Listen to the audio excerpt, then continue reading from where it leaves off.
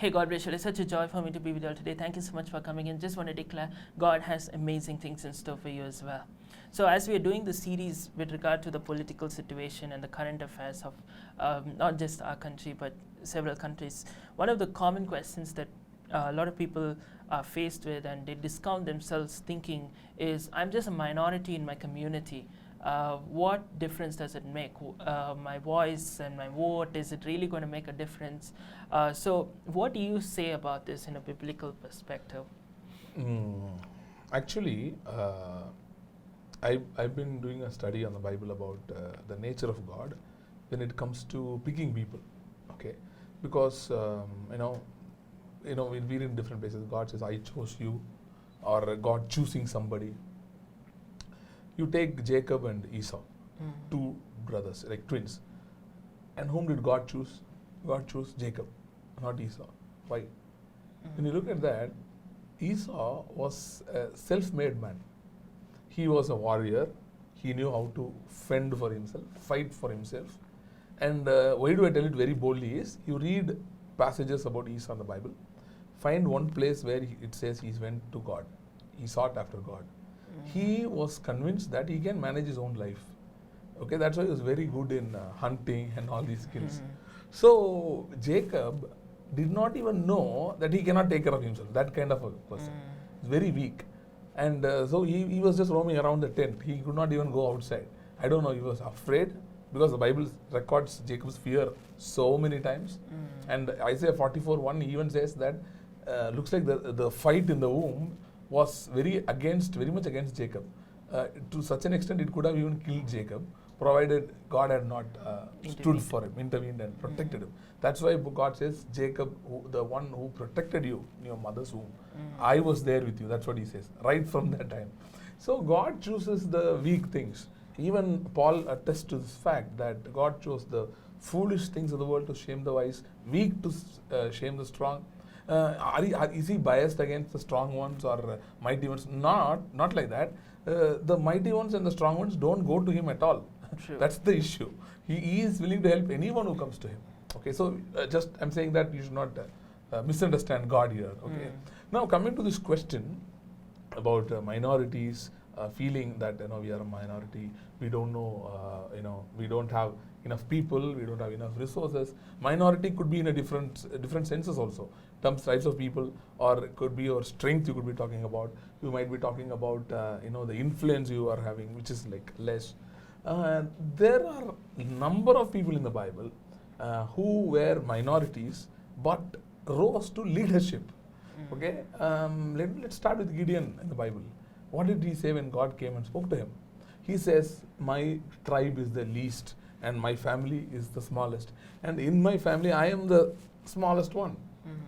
And why God was adamant in picking him? He could have gone to anybody else, but he picked him and he made him ruler over that entire people. Later on, you see, the people come and tell, you please rule us.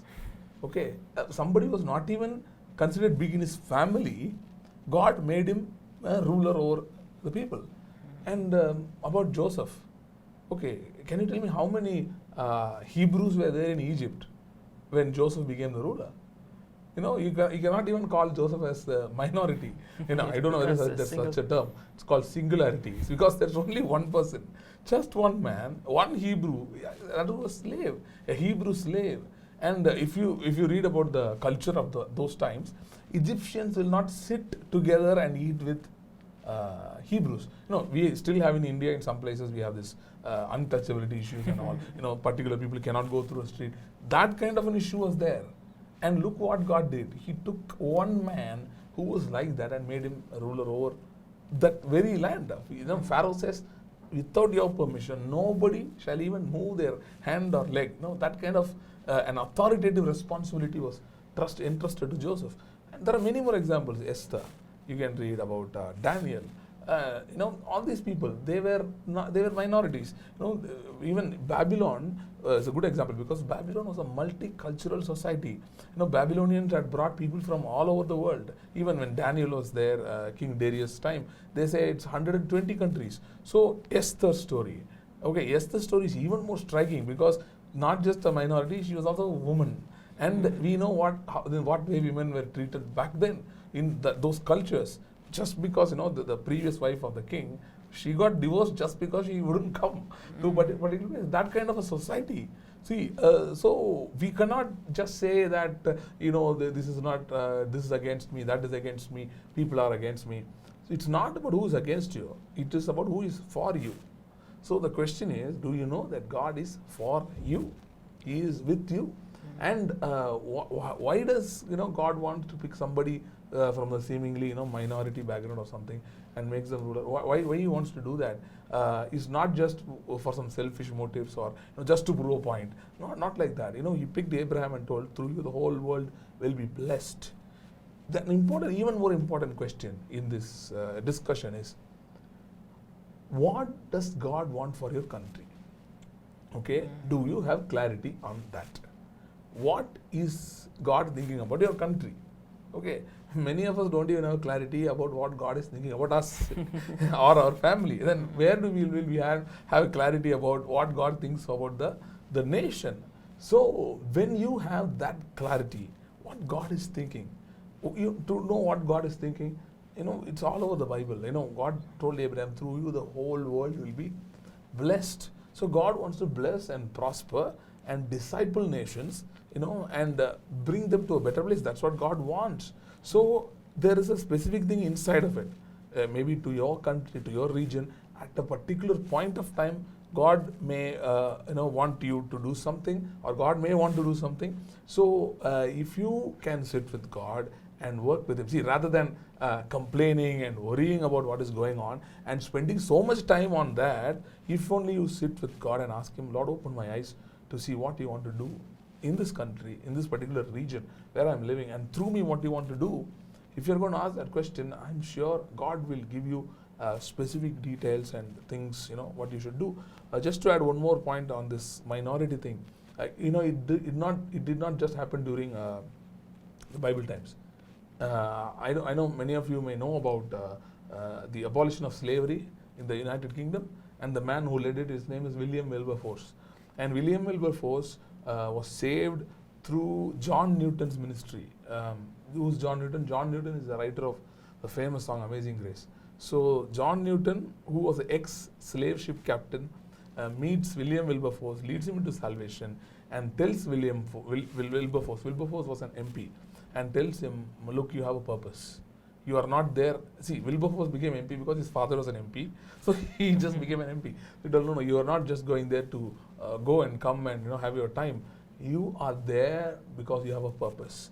And John Newton taught him about the values of the Anti-Slavery Act and why it's important, the value of human life.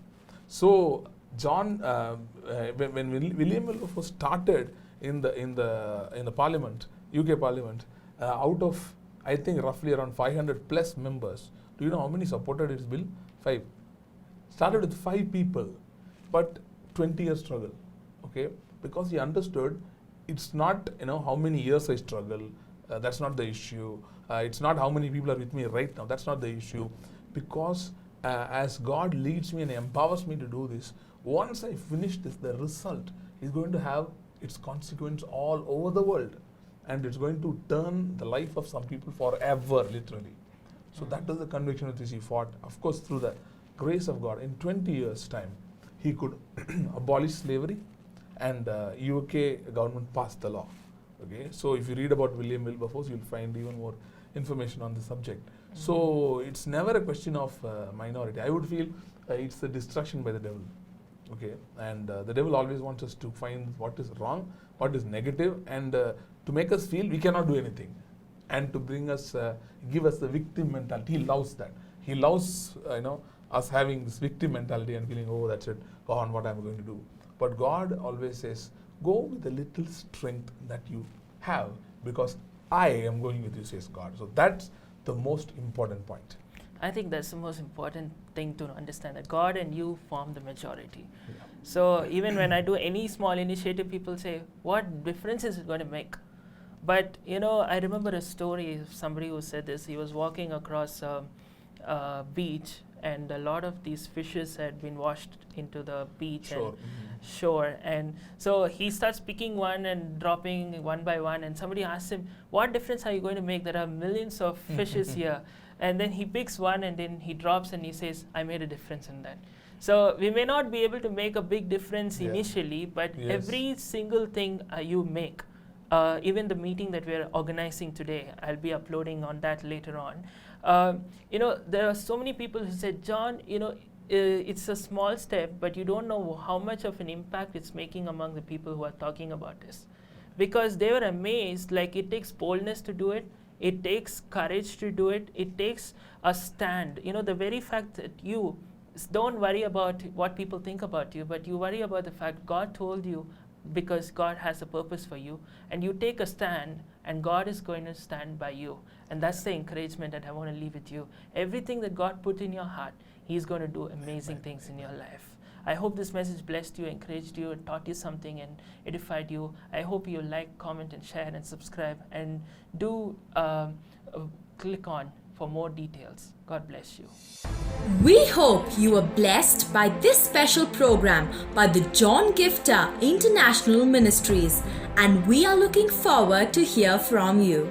We invite you to stay connected with us through all our services, events, YouTube, and other social media forums for regular inspirations, teachings, and further updates. You can also know more about our ministry by logging on to www.johngiftah.com. You can now get Evangelist John Giftah's book, Who Am I? Reigning in Life by Unravelling Your Identity, which will take you on a quest to discover your identity, value, and purpose. You can order it online or by calling the number on your screen. If you have been blessed by this program and would like us to continue to bless more people, we encourage you to partner with us financially. If you are led to sow into the John Giftah International Ministries, you can now transfer your funds through net banking or Google Pay. Thank you once again for staying tuned. We wish you 100-fold 2020. God bless you.